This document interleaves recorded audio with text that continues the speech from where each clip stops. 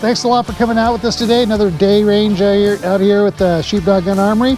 We've got our guest speakers. We've got Alex, our sponsored shooter. We've got Tracy Guns from internet fame. We got Brandon Burns from you know, your local gym somewhere around there. Triaddefense.Vegas. Got it right. You got it right this time. Proud of you. All right, today we're talking about the Patriot Ordnance Factory POF 415 Edge rifle. Really, I think it's a great gun. Just from the looks of it, it's got, you know, a couple of great features that I think you know, really enhance that rifle. It's a 13 7-inch barrel, pin and welded, with a Dead Air muzzle device on it. So of course we've got the can out here. We're going to shoot both suppressed and unsuppressed.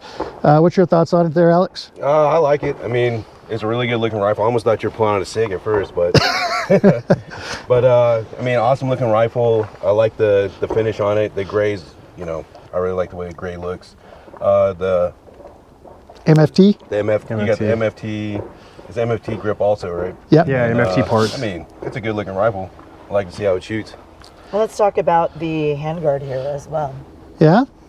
What's your thoughts on the handguard? Well, I mean, it's a great looking handguard, but it's also, what is this? Monolithic, yes. Yeah, monolithic. So what she's talking about there is the handguard actually comes up, and where normal handguards would stop right here and you'd have your upper receiver, this one actually continues up to the top and all the way to the back. So it gives it a more stable platform for optics and such. Also, yeah, less possibility of twisting and changing. Canting and turning. Exactly, yeah. exactly. Brandon, what's your thoughts on that, bud? No, I agree. I mean, I agree with a lot of the points you guys said. I mean, personally, the tungsten Cerakote, that's my favorite color when it comes to guns. This 13.7 inch barrel, pin and welding, making a full 16 inch is really ideal if you don't want like that small pistol / full size rifle look.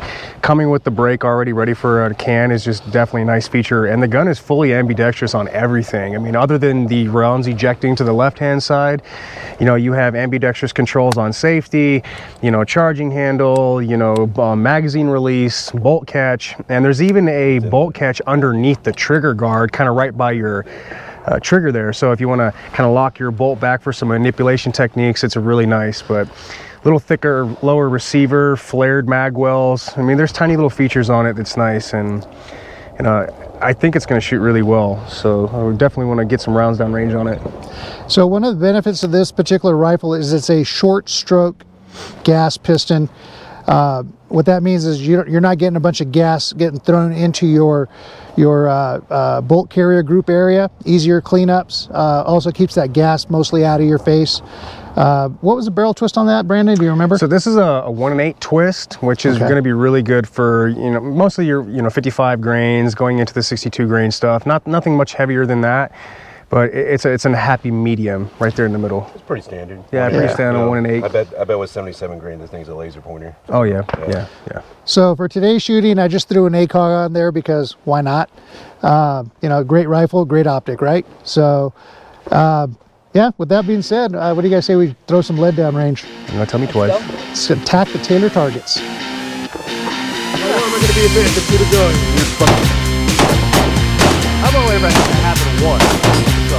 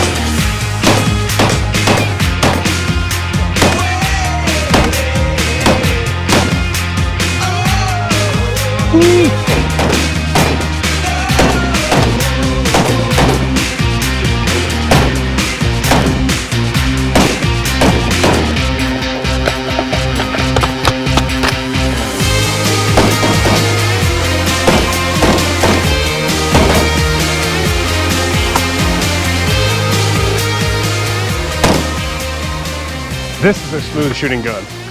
I've shot a lot of ARs in my time. I know that muzzle brake is definitely helping a lot, but Yeah. it's something I would definitely consider adding to my collection. Yeah. Beautiful. We had 5 gas piston settings, and we had it on which one? So now it's on normal. It's on normal. Okay. This was, Turn around so you can see it in the camera. that was suppressed. That's suppressed. Turn around so you see. There we go. And then suppressed 1, then there's another suppressed setting. Here we are recording, We right? just figured out something that, Yeah, you just took it apart. Let's not do that. We don't want the piston going down range. So there's, if you guys didn't hear that, there's 5 different gas piston settings. And you have 2 basic types of ARs. You have direct impingement, which basically we call it the gas gun, where it blows the bolt back in a sense. Piston, it still works off of gas, but instead of blowing the gas into the bolt, it releases the gas right here and it shoots a rod, and then the rod smacks it back, or it pistons it back, kind of like an AK. So in a sense, they can keep the gun cleaner and cooler on the inside. Go ahead and pop it open. We'll show them the bolt, how that's We'll different take from the the bolt out regular first and try gas not to point it at impingement. anybody. One thing that's going to be really noticeable right off the bat on a piston gun is on your bolt, you're going to notice that there is no staked tube right here. So that's where your tube is going to blow your gas back on direct impingement.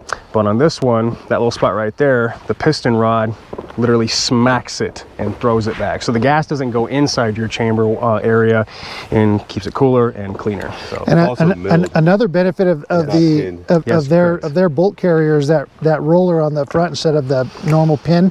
yeah, so this is their very unique design, the easy extraction design, new roller design, and what Alex was saying right here is typically this is what we call the gas key, which is staked. In a sense, it's kind of like screwed on / staked on. This is completely milled out of one solid chunk of metal, increasing the strength of your bolt overall. So there's a lot of features on this that really make the gun very, very, very strong, very clean, very functional, and very cool. So And really worth the money that you're paying for it. absolutely. Well, let's shoot it.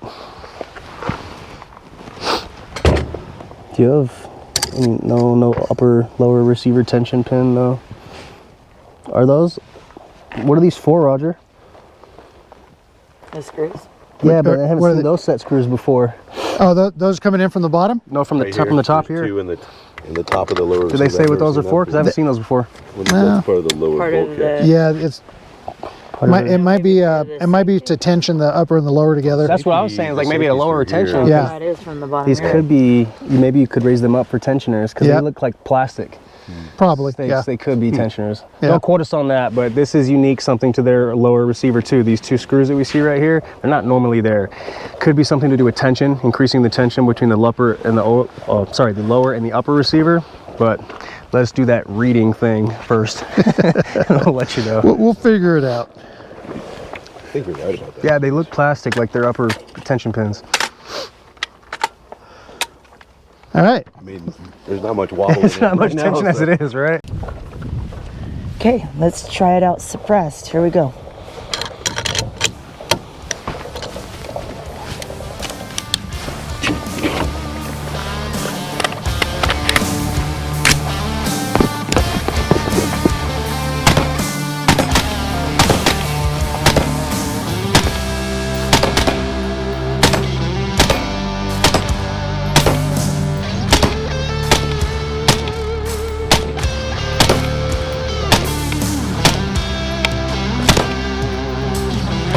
Again, I'll be nice and not eat all of it.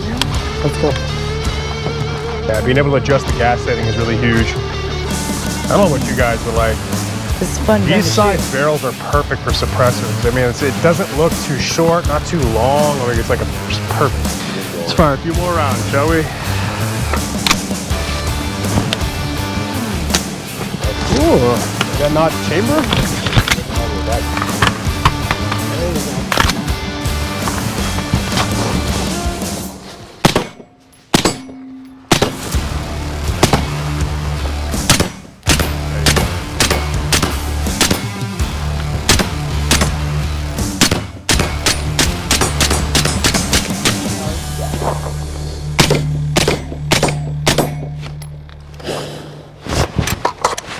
Sweet. That's it. Try changing the gas setting.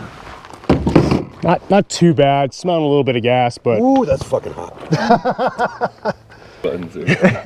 All right, so final thoughts. I know the gun's hot right now, so we just put it through some serious round counts. I thought it was a very smooth shooting gun. Even with the ACOG at a 4-power magnification, it kind of bounced a little bit, but I was still able to keep it pretty much on target. You guys probably saw how many misses I had more than I did. So. Yeah, but we're shooting really close too, and to look through a 4-power magnification this close, it's going to be a little all over the place.